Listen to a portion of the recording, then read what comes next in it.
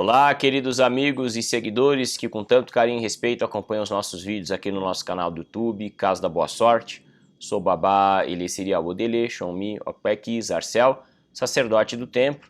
E antes de tudo queria desejar aqui para cada um de vocês um excelente 2020, que seja um ano repleto de coisas boas, que os orixás, o Ludumare e os ancestrais de vocês possam ajudá-los muito nesse novo ciclo, tá bom? E dizer que se vocês desejam conhecer o nosso trabalho pessoalmente, basta enviar mensagem no WhatsApp do pessoal que cuida da agenda do nosso templo nesse número que está aparecendo aqui embaixo. O número é 11 950 73 9466.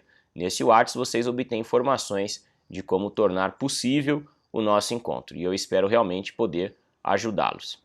Pessoal, primeiramente o tema de hoje é um tema muito importante que de certa forma em vários vídeos disponibilizados aqui no canal eu já tenha pincelado a respeito, porém hoje eu vou abordar ele de uma forma muito profunda e eu peço que todos prestem muita atenção e que se possível deixem as suas curtidas, as suas não curtidas, os seus comentários, as suas críticas, as suas sugestões, para que a gente possa criar um diálogo bacana a respeito desse tema, que é a questão: é possível cultuar orixá sozinho? E aí fica essa interrogação. E aí nesse vídeo eu vou tentar responder vocês a respeito da pergunta e peço que vocês prestem muito atenção para que vocês possam compreender a resposta. Primeiro, para responder essa pergunta, a gente precisa ir lá atrás, na origem do culto de orixá. Quando a gente percebe a origem do culto de orixá, a gente vai ver que o culto de orixá ele tem a origem num povo que é o povo Yorubá, e que é um povo que é extremamente sociável. Haja vista que é um povo que muito valoriza a importância do clã, do grupo, da comunidade. Haja vista que lá eles se separam em grupos. Então você tem a fraternidade Ogboni, você tem o grupo dos devotos de Orunmilá, você tem o grupo dos devotos de Exu, você tem um culto destinado ao nosso grupo espiritual que é chamado Egbe-Orun, você tem o grupo da comunidade dos caçadores chamado Egbe-Odé, aonde é composto pelos orixás Ogum, Oxóssi, Erinlé, Logun-Edé, Orixá Oku, Orixá Otim e alguns outros, né? Então, enfim, eles dão muito valor para essa questão de grupo, clã, família. E aí, dessa forma, a gente vai entender e compreender o porquê que a gente começa a identificar que realmente cultuar orixá sozinho não é a melhor alternativa. Quando o culto de orixá veio para o Brasil, naquelas condições terríveis, né, no período da escravidão, eles tinham tudo para cultuar orixá sozinho. E não. Eles se reuniam para praticar o culto, mesmo que na época era proibido, em grupo, de uma forma coletiva.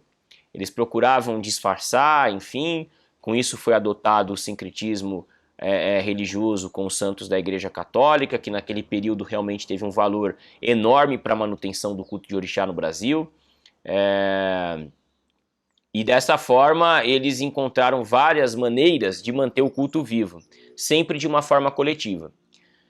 Quando a escravidão acabou, né, e mesmo na época em que o culto de orixá era criminalizado, passou a existir as primeiras casas de candomblé, nação Queto aqui no Brasil, que é a nação que mais se aproxima da religião tradicional urubá, lembrando que as outras, na grande maioria, são praticados cultos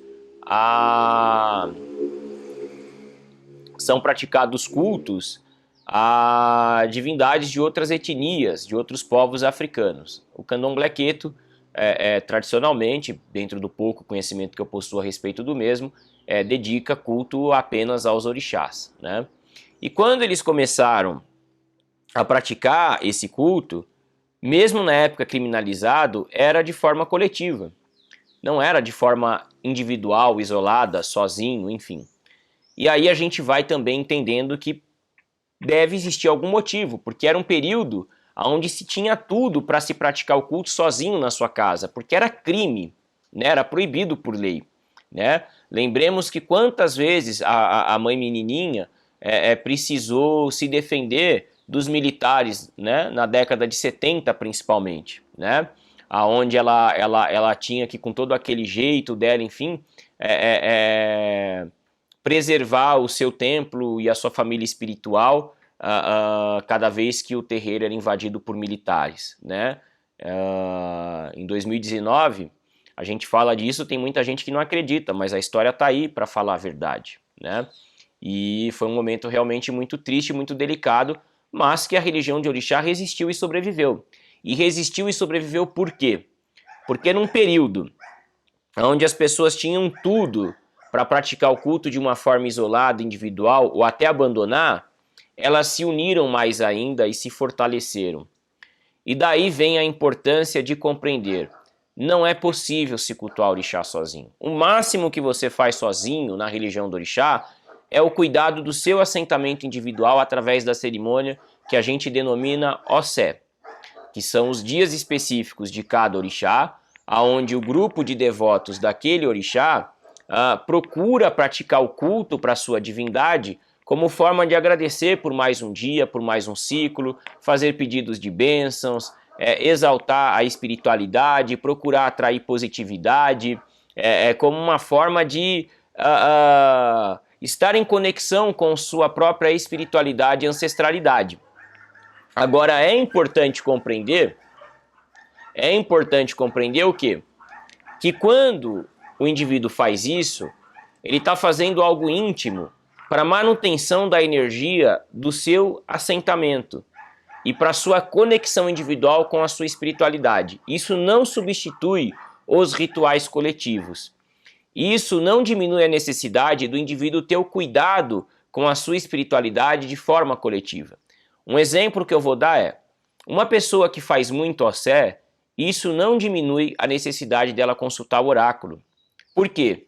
O alcance realizado num Ossé é mínimo perante a uma consulta oracular. Assim como quem consulta oráculo constantemente não está isento de que cada vez que consulta ter que fazer o ebó prescrito. Porque o ebó, ele é o filho de Orunmilá, que Orunmilá gerou para ajudar o ser humano a neutralizar as negatividades e atrair as bênçãos e as positividades para a sua vida. Assim como a pessoa que consulta muito oráculo, faz muito ebó, também não está isenta da necessidade de ter um envolvimento com a coletividade através das celebrações, seja semanais, mensais ou anuais. Porque tudo isso faz parte da liturgia da religião de Orixá.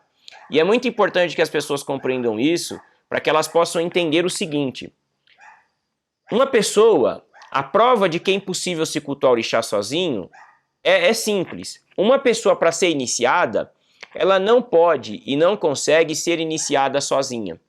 Ela precisa do respaldo de outros sacerdotes e de pessoas disponibilizadas, já iniciadas, a ajudarem na realização desse ritual. O porquê disso? Porque só através disso a pessoa consegue passar por um processo de iniciação realmente completo e favorável à sua energia. Imagina você, alguém sendo iniciado por um sacerdote sozinho, sem a presença de outras pessoas para auxiliarem nesse momento. É inviável, a nível de trabalho, energético e conhecimento.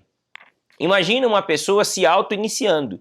Além de ser uma tremenda marmotagem, me perdoem a expressão, é algo inconcebível dentro da filosofia iorubá e, acredito eu, dentro do conhecimento do próprio culto afro-religioso aqui no Brasil, afro-brasileiro, chamado de candomblé. Então, o que acontece? Todos nós que somos de orixá, se hoje nós estamos aqui iniciados, é porque nós tivemos a possibilidade de ingressarmos a uma família espiritual que nos acolheu e que, consequentemente, nos possibilitou passar por um processo de iniciação. E aí, gente, eu digo o seguinte: se um dia eu tive pessoas disponíveis a me ajudarem no meu ingresso para uma tradição religiosa, o porquê eu vou ignorar a importância de eu estar apto e disponível e disposto a colaborar para que tantas outras pessoas possam participar de um processo iniciático, possam ser iniciadas. O que eu quero dizer com isso é o seguinte: A religião do orixá, de uma forma geral, ela é coletiva. Ela é tão coletiva que as nossas divindades, o panteão das nossas divindades, é coletivo. Não existe apenas Olodumare.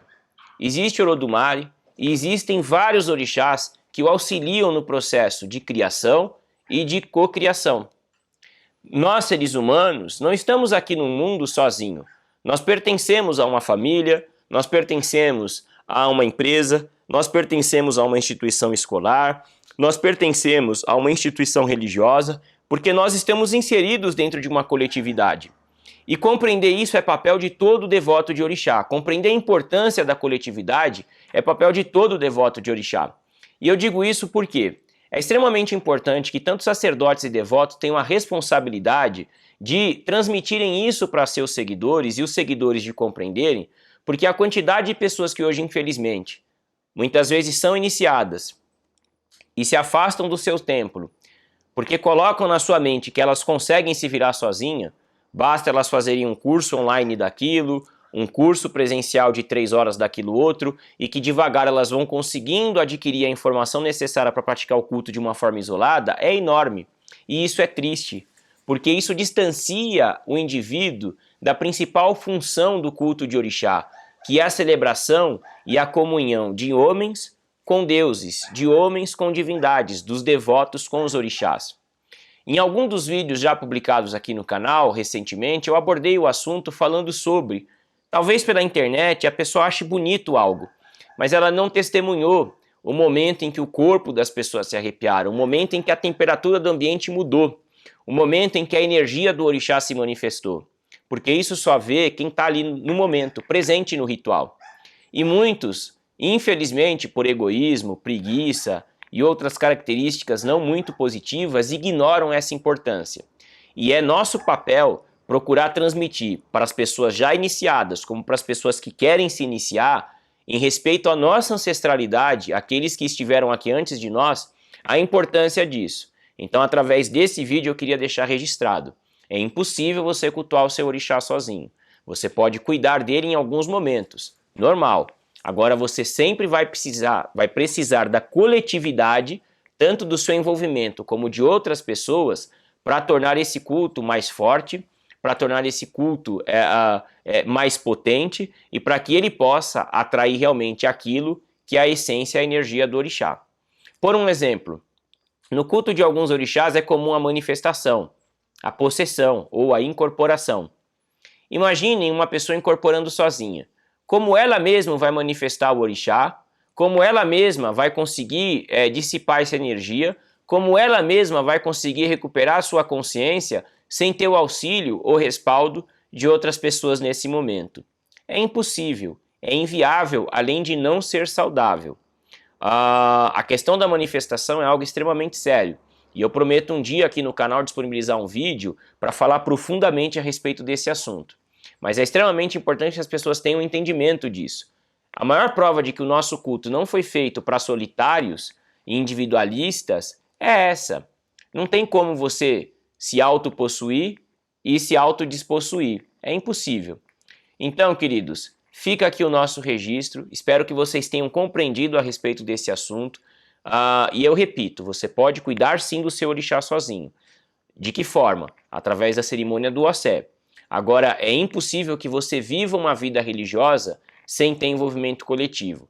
Isso não é positivo, isso não é saudável, além do fato de que isso vai te privar de muitas coisas que apenas o contato com as pessoas podem nos permitir.